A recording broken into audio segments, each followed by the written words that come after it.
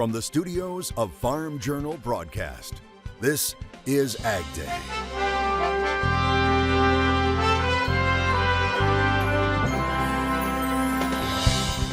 A plan for Ukraine. Well, they want to try to start moving grain in containers because the rail system can move lots of containers. Howard Buffett says he'll spend millions helping Ukrainian ag in 2023. Container rates plummet following a pandemic-era surge. And coverage ahead of spring planting from North Dakota. And I think 2023 looks much more favorable. Michelle Rook at the CHS Ag Services annual meeting as negotiations ramp up over the grain corridor in Ukraine. They have every incentive to talk up wheat prices, so I think this will go down to the 11th hour. G20 leaders meet in India. Details today on AgDay. Good morning, I'm Clinton Griffiths. The agreement that allows grain to be shipped from Ukraine through the Black Sea is set to expire this month, and both sides are already posturing ahead of deeper negotiations. Now, earlier this week, Russia said it won't agree to extend the Black Sea grain deal unless restrictions are lifted on its own ag sector. Leaders saying payments, logistics, and insurance remain barriers for its exports of grains and fertilizer. Now, the grain deal was originally signed to allow safe passage of Ukrainian ag products to export destinations around the world. Turkey and the UN helped to broker that original deal. Meanwhile, Ukraine is asking for additional ports beyond just Turkey be allowed to inspect shipments for weapons in order to increase the amount of product the country is able to move. The current deal expires on March 18th. Russia plans record exports of wheat during the second half of the marketing year here. They have every incentive to talk up wheat prices, so I think this will go down to the 11th hour. You're going to hear a lot of tough talk coming out of Russia, very similar to what we saw in November when we were at the end of the initial phase of the grain export deal. Meanwhile, U.S. Secretary of State Antony Blinken spoke briefly with his Russian counterpart this week at the G20 meeting in India for the first time since the war started. The battle between Russian and Ukrainian soldiers continues. Now, in areas that Ukraine has liberated, there's dangerous work to be done, including clearing unexploded mines that litter the ground in farm fields. Alex Marquardt reports. The hulking, armored mine clearer lurches into an open field. Over 40 tons, it spews exhaust, its tracks struggling across the muddy ground. Following close behind, the mine clearance team, called sappers, they advance deliberately on the hunt for deadly explosives. This is delicate work. This was a Russian position, Russian trenches, and now these guys are working through here carefully, methodically, looking for mines, for booby traps, and even Ukrainian ordnance that was fired at the Russians who were here. Last September, a Ukrainian counteroffensive pushed the Russians out of these trenches. Now, Colonel Maxim Melnik's team has been charged with clearing any explosives. They have left many traps behind, and many of our brothers, our sappers, have died, Melnik says. Russia doesn't obey international conventions. They put mines on top of mines, leave booby traps, and use banned mines. Russian and Ukrainian mines are scattered throughout the Eastern Front, making Ukraine one of the biggest minefields in the world. Rockets and other explosives can often fail to detonate when they land, too, all of it posing immense danger to civilians. The sappers of Ukraine's DSNS emergency service, like Edward Harasimenko, who's a father of a 10-year-old daughter, are keenly aware of the danger. It's dangerous for everybody, he says. I wouldn't say we take more risks than others. Everybody is taking risks now. Harasimenko was demining before the war started. Seeing what Russia has done to his country infuriates him. They are just animals, he says. There's no other way to describe them. He finds and carries an unexploded rocket-propelled grenade to the side. Working day after day all across this country, deminers know how much they still have left to do. After the war, the soldiers get to go home, but your work will continue for years. We will keep working for decades, Colonel Melnick says. This will go on for decades. All right, thanks, Alex. Human Rights Watch also has accused Ukraine of firing similar banned anti-personnel mines at Russian positions in this same area. Now, later in the show, part 3 of our exclusive interview with Howard Buffett and his plans for helping farmers in Ukraine in 2023. Ag Day at Ag Industry Days is brought to you by the Mosaic Company, creating innovative advanced crop nutrition products and practices. Every year, farmers from the Northern Plains make their way to the Alaris Center in Grand Forks, North Dakota for the CHS Ag Services annual meeting. Now, this year, that includes our very own Michelle Rook. Michelle, how are things looking for this year's planting season there? There's a lot of optimism for the 2023 planting and growing season here in the Northwestern Corn Belt among producers and industry leaders, because even if grain prices cool off some, they are looking at a strong outlook for production this year and lower input costs. Daryl Richardson with NDON gave an optimistic weather outlook for the spring planting season. From my analysis, the way I do my long-range forecasting, I think 2023 looks much more favorable in the upper Midwest, Northern Plains than it has for the past few summers. I think there will be more moisture this year. Temperature-wise, perhaps not as warm as the past couple of years because the moisture means more clouds, but I still think we'll get close to average on that. And so if my analogs, the way I forecast past years similar to this year, I think it'll be a pretty good growing season. And farmers are also optimistic because of the lower input costs and better availability. Got great snow cover on the fields, and so we went in the fall a little bit dry, but I think that's going to be helpful for us for the upcoming growing season. We've gotten a lot of, I've got a lot of inputs locked in at pretty decent prices and have done a fair amount of marketing at what I consider to be a good place. So I'm feeling pretty confident going in that we're going to have a good year. We also held a marketing roundtable, and the general advice for producers was try to sell as much new crop into a spring rally in case we do have a production bump here for 2023. Here at the CHS Ag Industry Day in Grand Forks, I'm Michelle Rook for Ag Day. Winter storms continue to work their way east. Meteorologist Andrew Whitmire joins us with the latest. Andrew? And we will continue to watch this dominant low pressure system here kind of working its way through the Tennessee and Ohio River valleys. We're going to be watching heavy pockets of rain across parts of the southern half here of the Great Lakes and Midwestern states, and even the potential for a narrow access swath here, some heavy snow across portions of the Great Lakes. Let's zoom in on our severe weather threat for today. Does include in places like Nashville over towards Atlanta, Georgia here. And we're going to be watching the potential here for a few isolated tornadoes, damaging wind gusts, heavy pockets of rain, and even the potential here for some small hail, but the heavier pockets of rain being the more likely source here. And again, check out some of those Great Lakes states. Illinois, Indiana, southwestern Michigan, northern Ohio could be looking at 2 to 4 inches of water, something that a lot of folks don't need right now as we've already been inundated with water as we ended out February, and we'll see more of that water working its way up along the New England coastline throughout this weekend. Meanwhile, in South Texas, planters are rolling. Gus sharing this photo on Twitter. He says they're having to use more pressure on his row cleaners to get seeds into moisture. Gus says so far, so good, but the moisture is running out rapidly. They could use another rain. I'll warn your Ag Day forecast in just a few. Well, markets were mixed up and down the board on Thursday. Michelle Rook joins us once again from Grand Forks with the very latest. And later, he spent nearly $150 million to help Ukraine last year. This year, farmer and global philanthropist Howard Buffett says he wants to double that. His plans for 2023 in the country.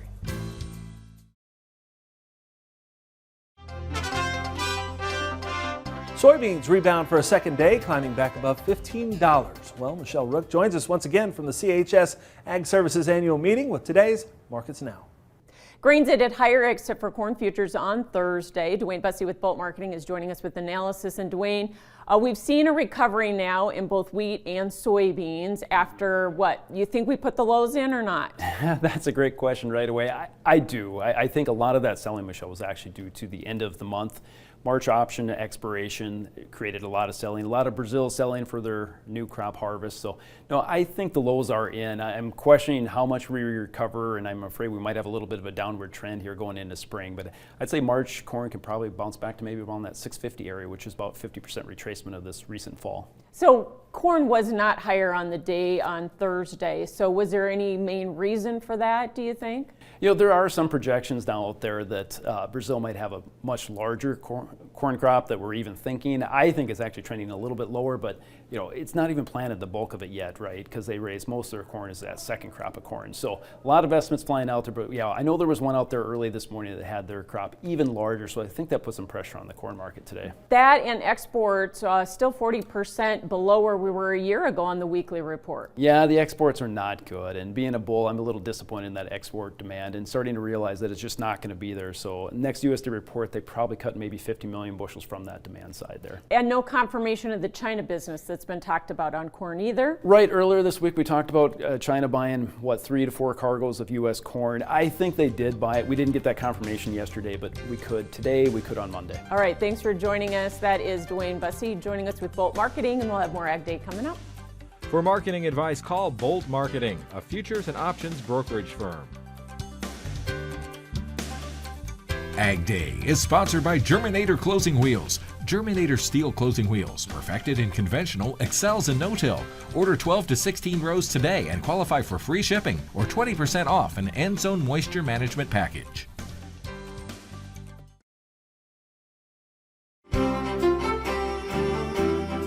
Meteorologist Andrew Whitmire joining us here with our national forecast. And Andrew, we've been talking about this storm system all week. Obviously, we had one last weekend. Looks like another doozy working its way across the Midwest. Yeah, March is really roaring here as we end out this work and school week here, and we're going to be watching again some heavier pockets of snow across northern Indiana, southwestern Michigan, northern Ohio, and this will eventually work its way up along the New England coastline as we head into the weekend.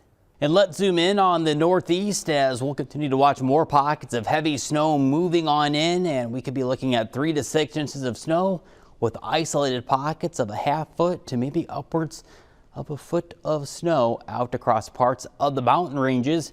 And speaking of the mountain ranges, we'll also be watching a few more subtle systems moving their way up along the Pacific Northwest.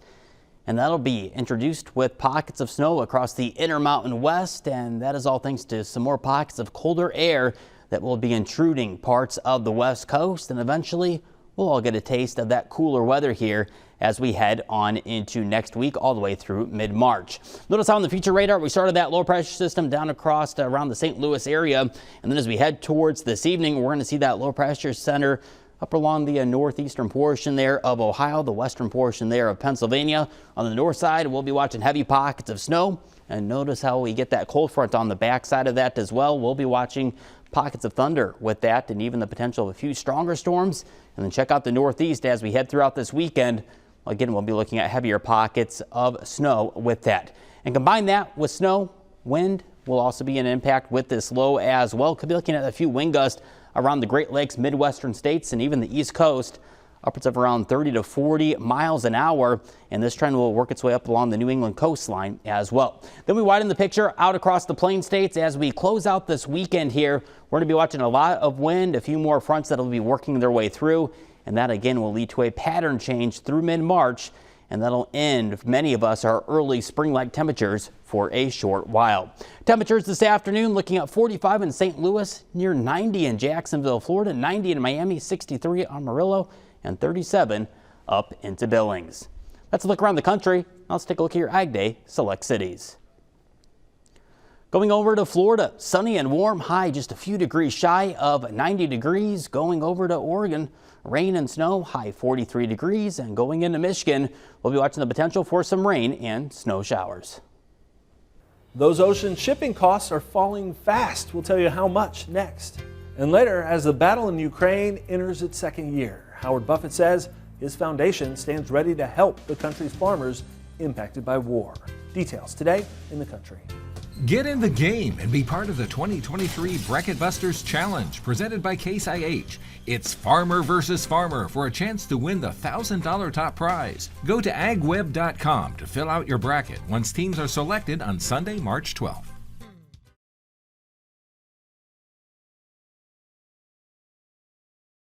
Another sign supply chain issues are easing following that global pandemic. Shipping rates are plummeting. According to the Wall Street Journal, the cost to ship a box from China to Los Angeles fell to roughly $1,200 this week. A year ago, it cost $15,600. And it reports that traffic from China's ports has slowed so much that empty containers are stacked 6 high and trucks with no cargo are common leading into major terminals. Shipping executives say the industry may be headed for a price war. Despite the outbreak of avian influenza, USDA says chicken is the most widely available meat. Now check out this graphic from the Economic Research Service. You can see chicken there in yellow. Now this shows in 2021 there was 68 pounds of chicken per person available for consumption. That's more than double the supply in 1980. Compare that to beef in gray at just over 56 pounds. You can see how chicken has surged past fish, pork, and now beef since 1940, when it was just 10 pounds available per person. The battle for Ukraine continues. Up next, how Howard G. Buffett thinks he can help the ag industry there in the country.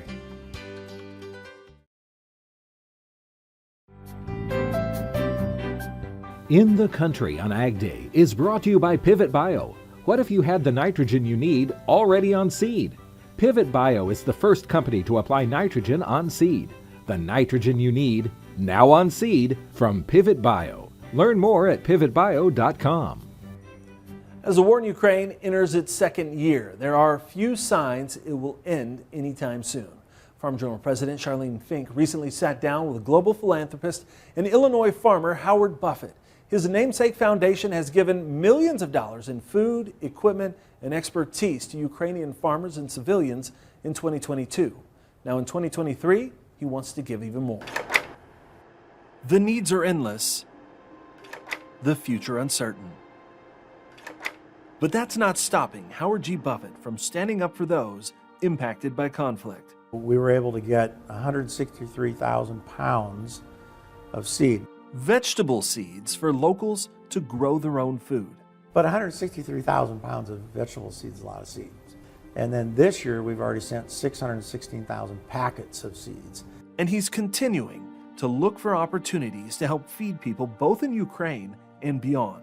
90-some+% of all the grain goes through the Black Sea, which has been probably one of the biggest single issues for agricultural production in Ukraine.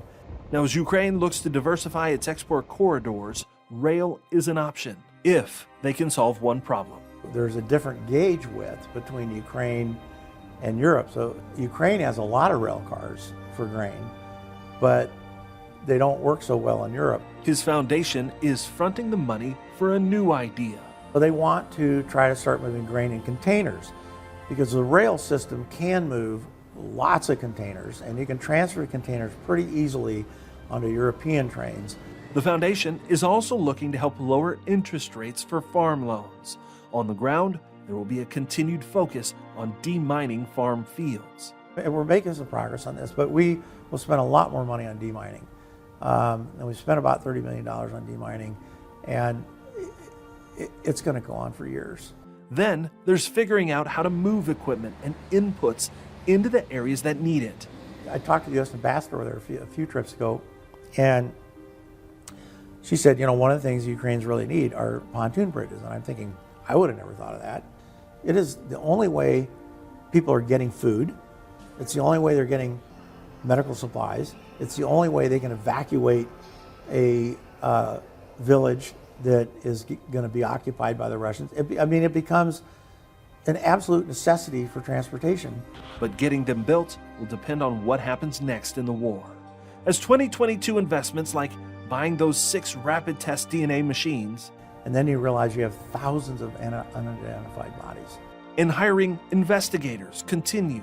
Last year in 2022, we spent $148 million in Ukraine. And then this year, our target is $300 million. 2023 is about big ideas. That's why we're looking at fertilizer, we're looking at seeds. You know, those are things that, you know, a minimum would have to be a $10 million idea. I mean, you know, it's better if it's a $30 million idea, but how you do that is not easy. But why? Why does Buffett believe Ukraine is worth the investment? If people cannot feed themselves and they cannot feed their family and a government cannot feed people, their population, it just breeds conflict. And so when Ukraine fails in terms of their ability to produce agricultural products, the world becomes less safe. And that's all of our time this morning. We're sure glad you tuned in. From all of us here at AgDay, I'm Clinton Griffiths. Have a great day in Farm Country. Closed captioning on AgDay is brought to you by BASF, helping you do the biggest job on Earth.